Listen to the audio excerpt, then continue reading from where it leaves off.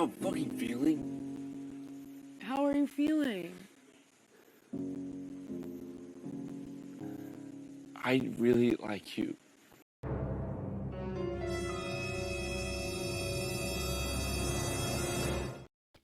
Hey guys, welcome to Little Black Bert 91. Yes, we're talking to you guys about Love is Blind. Look, I took my time with this one, okay? Rob is passive aggressive. Leah is passive aggressive. Did you think that Rob was going to let Leah get away with it? Oh, I've got a treat for you today.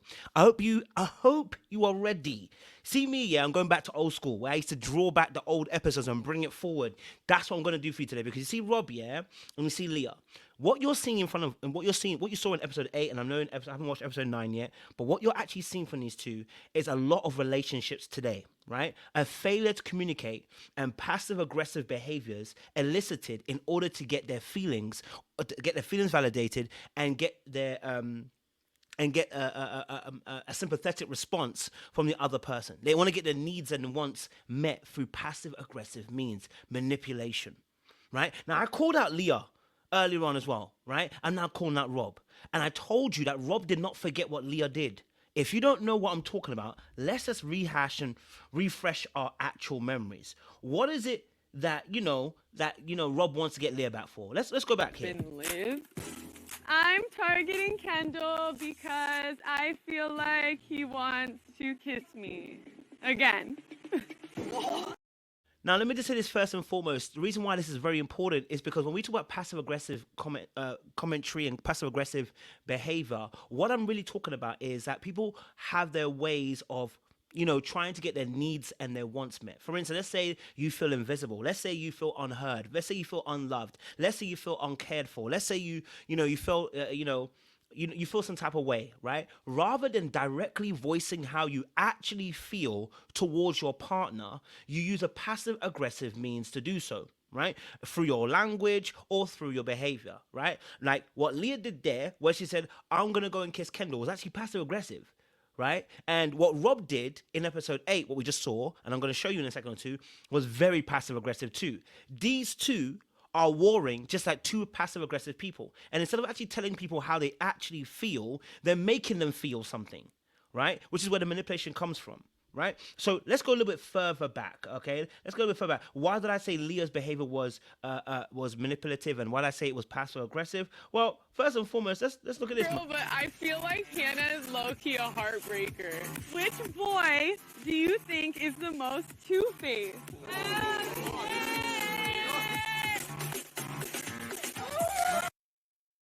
Why did she pour the water on Rob? Well, she poured it on Rob because she felt some type of way about his connection with Liv, right?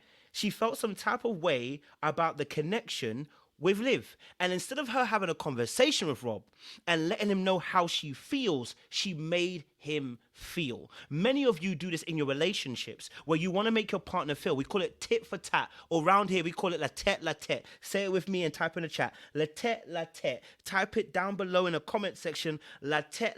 This is why I got the hoodie on today. Sit on the bench and heal.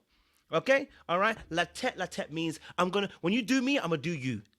If you do me, I'm going to do you. Okay, all right? I'm going to show you how I felt rather than telling you this is how I felt, because you have a failure in your ability to be able to communicate.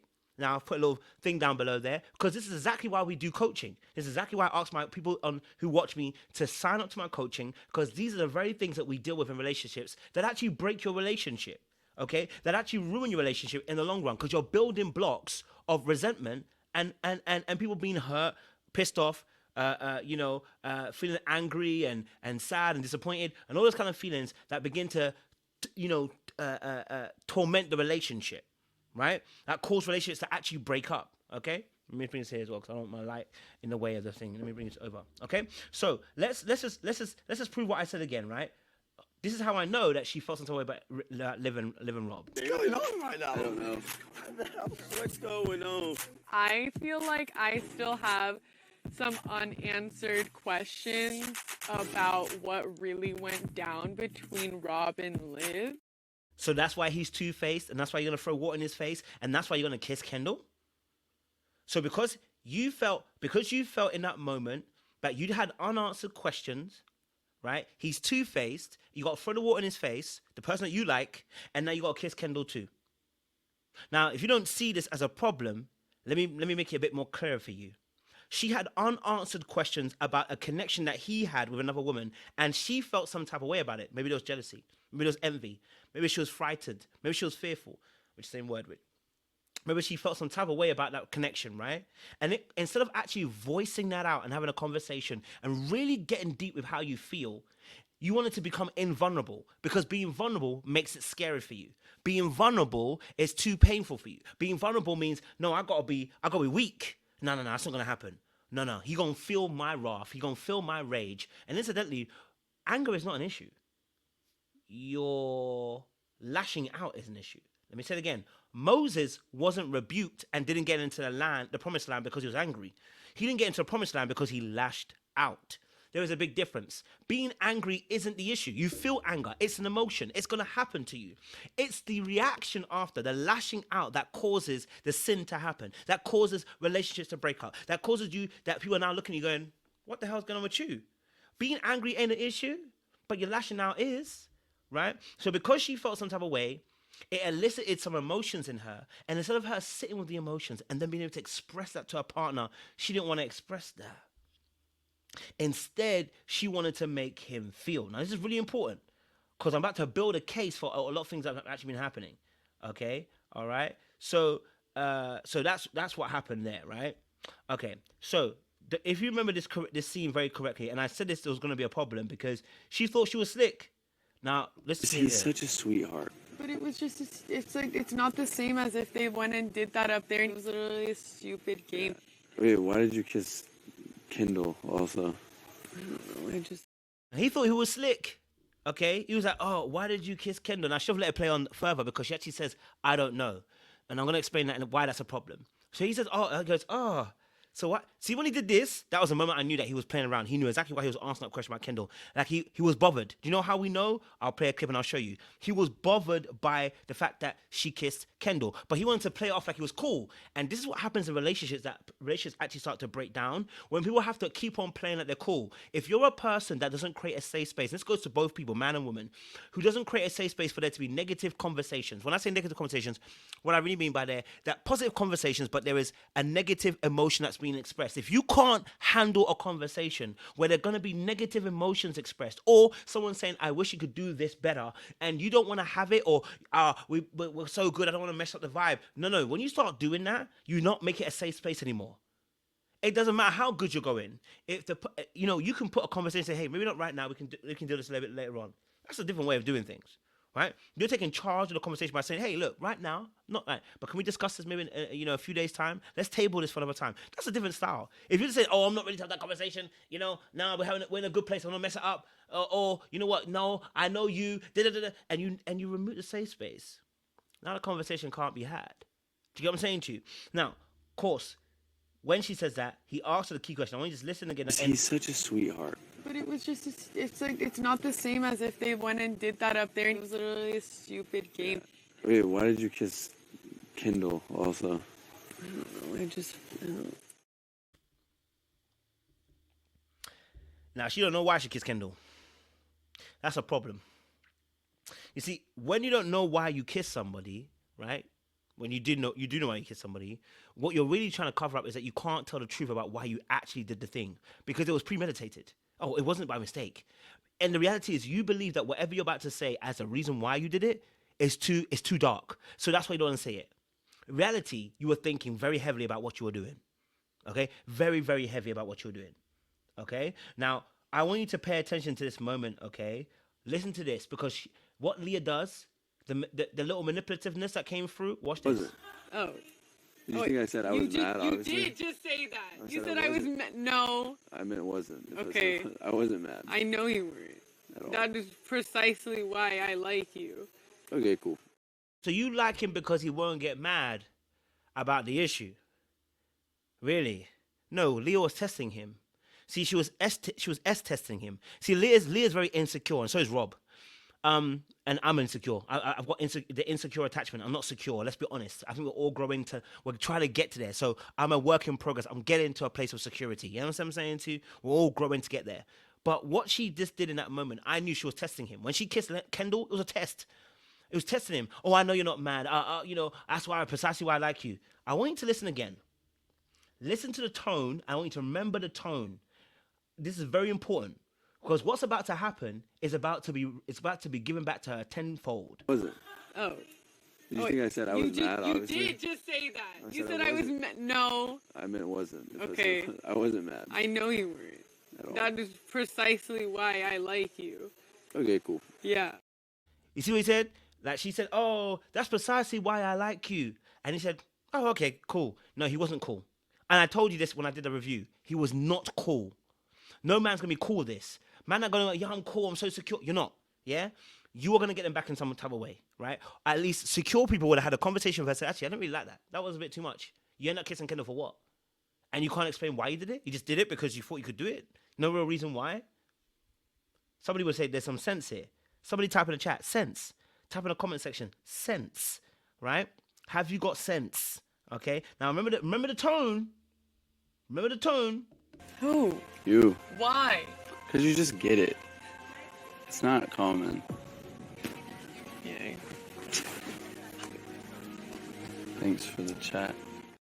Now he knew exactly. Did you hear the tone? He mirrored her tone when she said, "Oh, you just get it." You know, I know. That's why I like you. And he took the same tone and said, "You so cool, cause you just get it." He was getting her back. Oh, you didn't realize? Oh.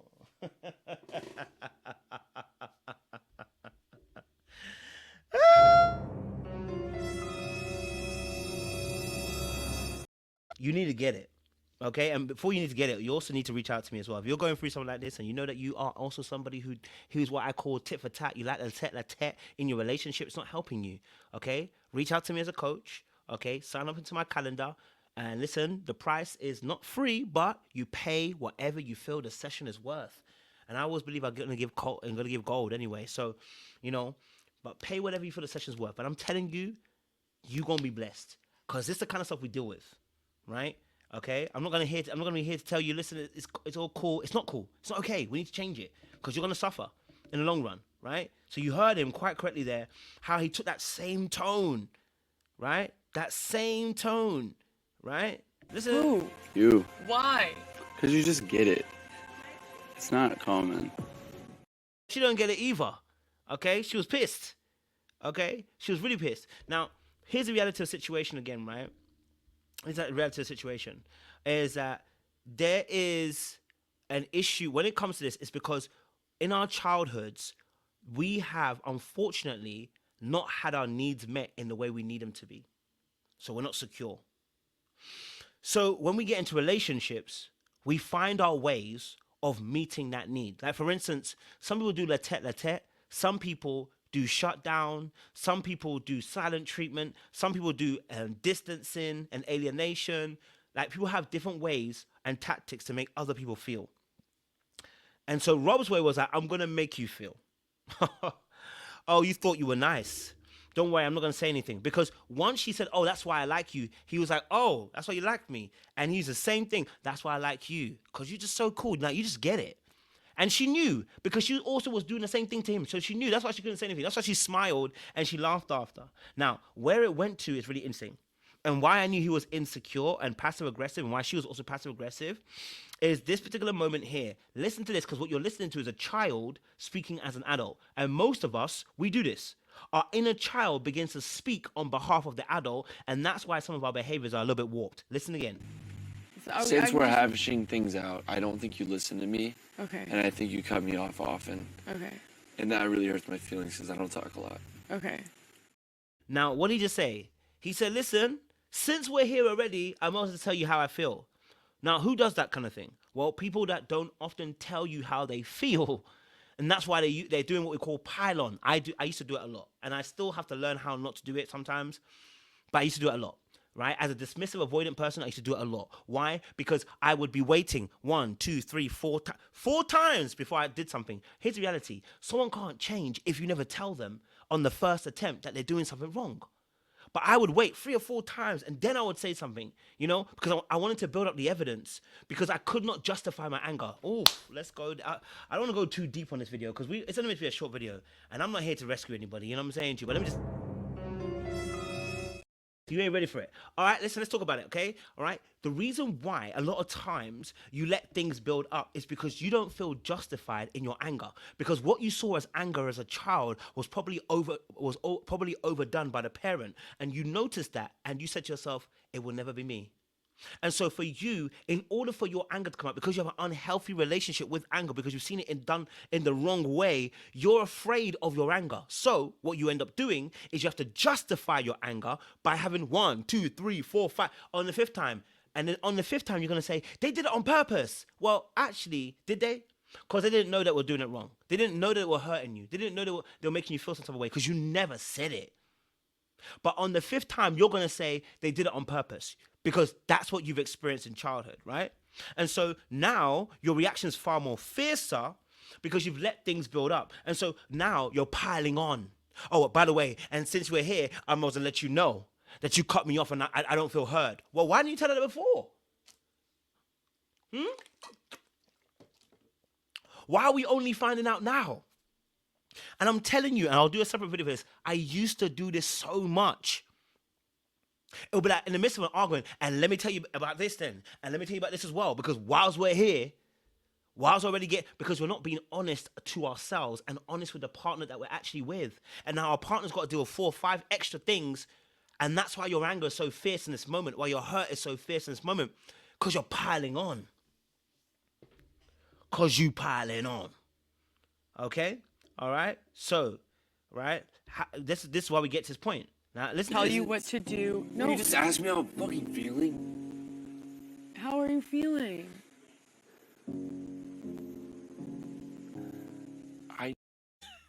I don't know if they're playing Lean On Me or something. Dun, dun, dun, lean on, go, cause it won't be long till I wanna be somebody to lean on. Anyway, listen.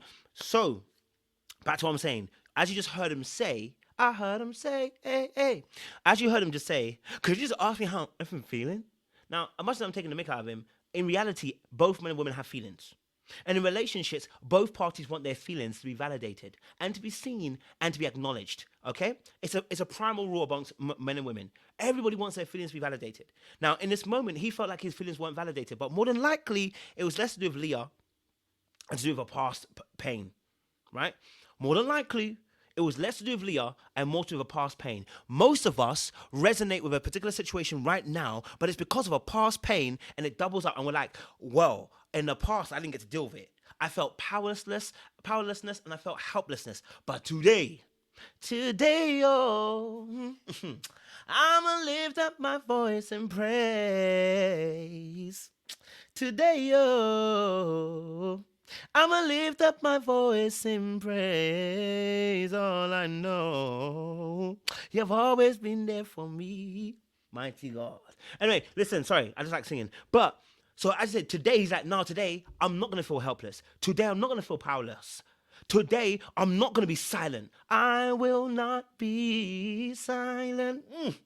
I will always. Anyway, I will not be silent today. And so what ends up happening is you end up becoming more vibrant than you actually needed to be. Your vibration becomes far more fiercer than it needed to be. Your vibrato in your voice becomes more harsher than it needed to be. Okay? And now the air bubbles and the atoms in the air are now wavering a lot. Because you never actually addressed the actual issue, but also because there's past feelings of resentment that have not been dealt with in childhood that are coming up as an adult. Okay? So, that's how we got to that point, right? Now, Leah's got her own issues. Let me tell you why. Listen to this little bit. You don't hate me? Could never hate you. Now, her asking, you don't hate me, I knew where that was coming from. That wasn't coming from a place of almost feeling a sense of guilt. Maybe a little bit of shame, but more guilt-wise, right? That she had done something, and you know she felt like, and a guilt, and not like a guilt where you probably done something wrong, but more of a guilt, like almost in the sense of, I want sympathy from this guilt. Like, don't hate me. Like, don't throw me aside. Don't cast me away. Cast me not away from your presence. Please don't take your love away from me. But Rob, please restore the joy of my relationship so that you and I can kiss. Okay, the Lord's gonna get on me. I need to stop. Okay, so in that moment, what you're looking at is there's some guilt and there's some shame, right? And shame is internal, but guilt is usually external. This is what I learned. I'm learning more and more. And what that is the guilt is to do with an actual external situation. So you did something, right? And you feel this sense of guilt. But sometimes some people have this extreme sense of guilt that overpowers them and then begins to get to a place where they themselves, okay, go above and beyond to make repairs for that relationship because they're afraid of being abandoned, right? And I think that's where Leah was. Okay, that's why at the very end, all that nonsense about what she said at the end of this.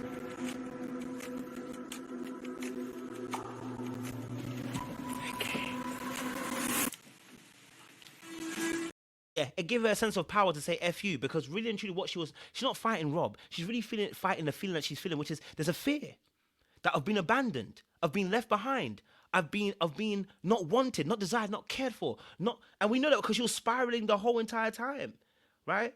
And we're going to talk about Liv. We got to talk about Liv in another video. I got to do a separate video for Liv because Liv is a little dangerous little bee. Okay, all right. She's a little toxic bee. Okay, and I'm talking about bee as in bee. You know what I mean? Like as in buzzing bee, not the other bee. All right. So when you see that, the reason why that happens is because people are trying to find their power, their voice. They're trying to find their strength.